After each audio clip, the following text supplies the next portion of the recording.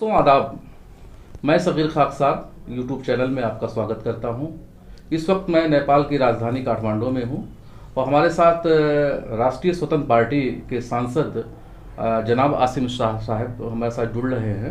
आसिम शाह साहब जो है समानुपातिक से सांसद हैं और राष्ट्रीय स्वतंत्र पार्टी जो है इस पार्टी का अपना एक अलग एक पहचान रही है नेपाल में और हाल ही में ये पार्टी अस्तित्व में आई है, लेकिन इसके जो रिजल्ट आए हैं वो बड़े ही चमत्कारिक थे और जिस तरीके से एक करीब हमारे ख्याल 20 सांसद निर्वाचित भी हुए हैं।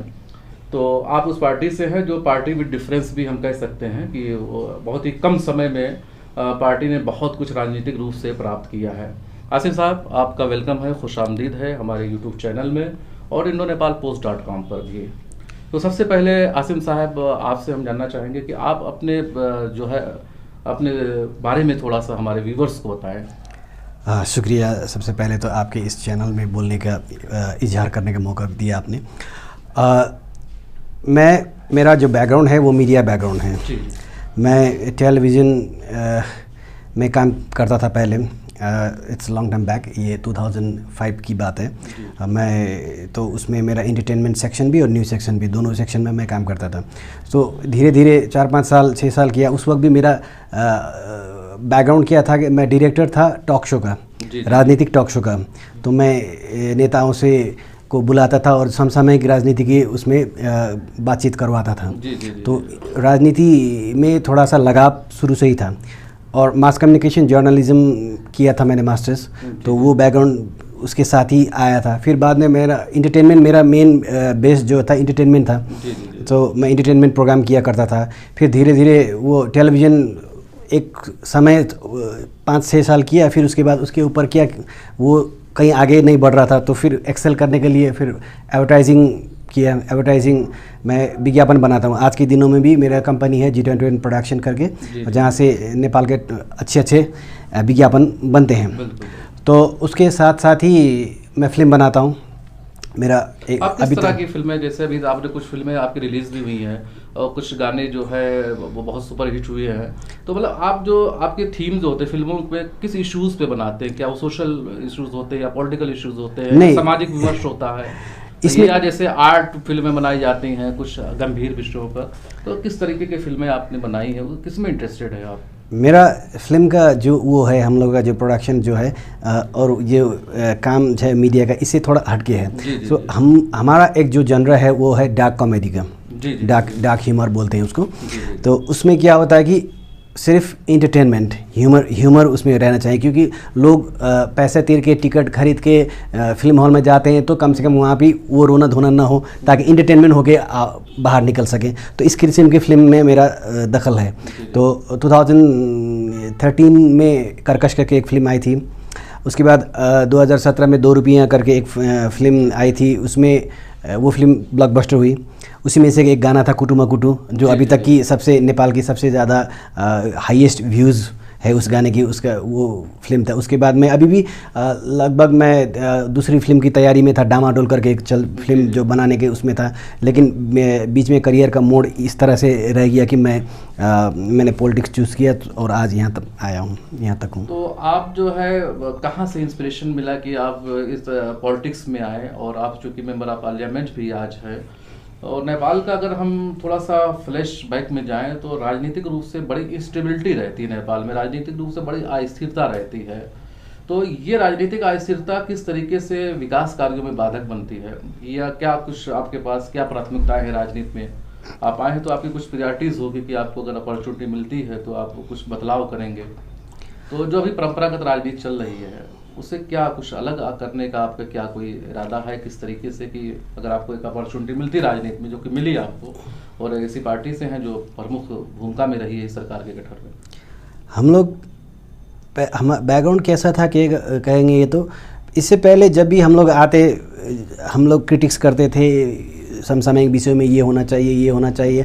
लेकिन हम व्यक्तिगत रूप से क्या होता है, अब ये सरकार आ रहा है ये करेगा, इसके बाद दूसरा सरकार आया ये करेगा इन लोगों से आस करते करते करते एक दौर बीत गया, लेकिन किसी से कुछ नहीं हुआ। कितने मतलब सदन में कितने सांसद आपके पार्लियामेंट में हैं इस वक्त, संख्या क्या अभी है?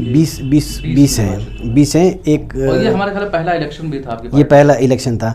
हम लोग पब्लिक कैसे आकर्षित हुई? इतना बड़ा पब्लिक बहुत बड़ा एक क्रांतिकारी आप कह सकते हैं सफलता इसको। अब ऐसा है, अब दौर बदल गया। जी जी। इसको हम लोग डिजिटल क्रांति बोल सकते हैं। एक निराशा है लोगों के ऊपर, जो बड़े बड़े जो दल हैं, बड़े दलों ने जो काम नहीं किया उसकी वजह से एक फ्रस्ट्रेशन था। तो उसके वजह से वो फ्रस्ट्रेशन की वजह से एक वैकल्पिक राजनीति करने वाला दल के आपके जो पार्टी के मतदाता जुड़े हैं वो उसमें कौन सा तबका ज़्यादा, यूथ ज़्यादा था या मेच्योर्ड तबका बहुत ज़्यादा था? मतलब किस वर्ग का बहुत ज़्यादा समर्थन आपकी पार्टी को मिला? इसमें मिक्स है, इसमें यूथ भी है और वृद्ध लोग भी है, सभी लोग हैं इसमें। यही यूथ ओरिएंटेड नहीं है, लेकिन क्या है कि एक आश बहुत ज़्यादा है लोगों को कि ये अपेक्षा बहुत ज़्यादा है कि ये काम करेगा, ये लोग काम करने के लिए आए हैं। क्योंकि हम लोग अभी आप लोग 20 सांसद में देखेंगे भी ये डिफरेंट प्रोफेशन से हैं। जी। फिल्म मेकर भी है यहाँ, डॉक्टर भी है यहाँ पे, लॉयर भी है यहाँ, हर एक प्रोफेशन से आदमी इसमें जुड़े हुए हैं दोस्त लोग। इसमें टिपिकल जो राजनीति करने वाले लोग हैं इसमें नहीं है। हमारे सांसदों को भाषणबाजी करना नहीं आता है।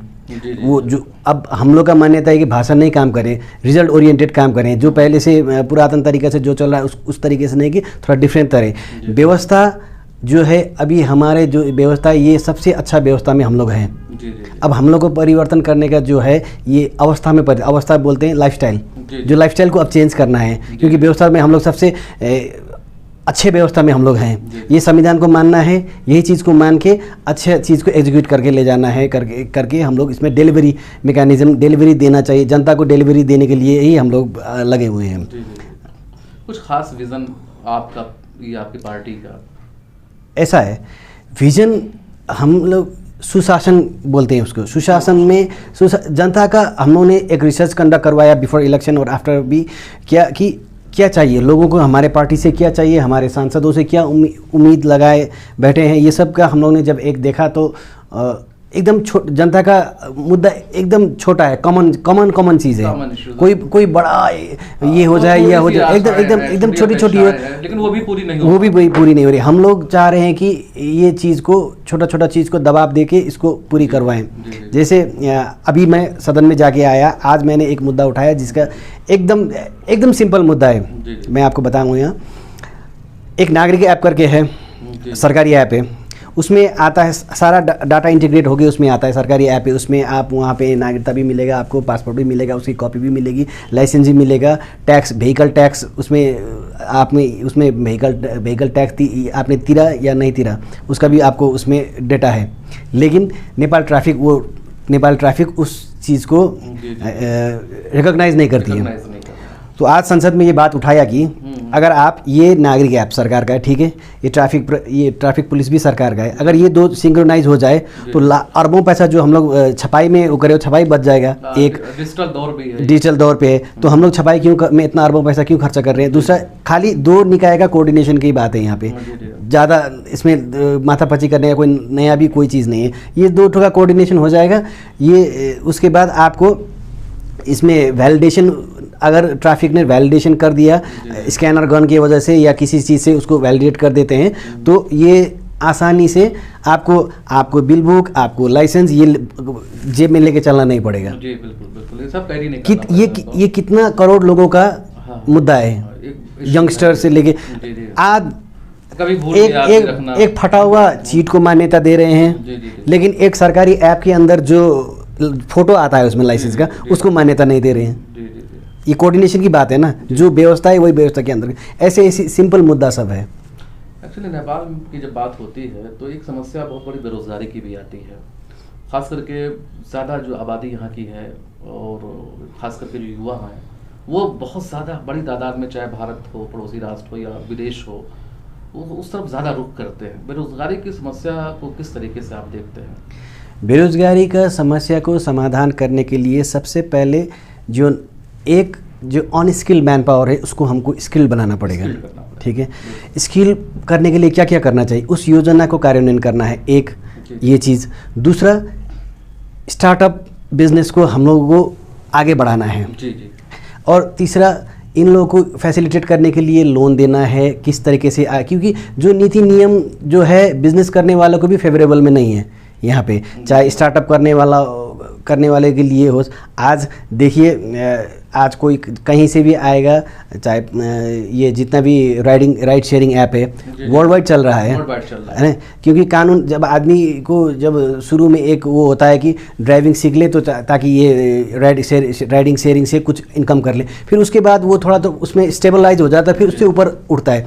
आप अमेरिका में देखिए, अमेरिका में भी यही चीज़ है, कनाडा में देखिए यही चीज़ है, हर जगह इंडिया में भी यही है, चाहे ओला है, उबर है, जोमेटो है, हर चीज़ उसमें है। तो एक लोअर लेवल का वहाँ पे डिलीवरी वहाँ से होता है, उसके बाद आगे बढ़ने के बाद आदमी उससे ऊपर सोचता है, लेकिन यहाँ तो उसी को ही बंद करने के लिए पीछे लग जाते हैं, फेवरेबल नहीं होता है। बिजनेसमैन अगर टैक्स तिरना चाहे तो टैक्स तिरने के लिए ही फिर भ्रष्टाचार के लिए घुस देना पड़ता है। ये ऐसा इस तरीके का माहौल है यहाँ। टैक्स तिरने की, आपको टैक्स तिरना है, टैक्स तिरने के लिए फिर घुस तिरिए आप। समस्याएं हैं।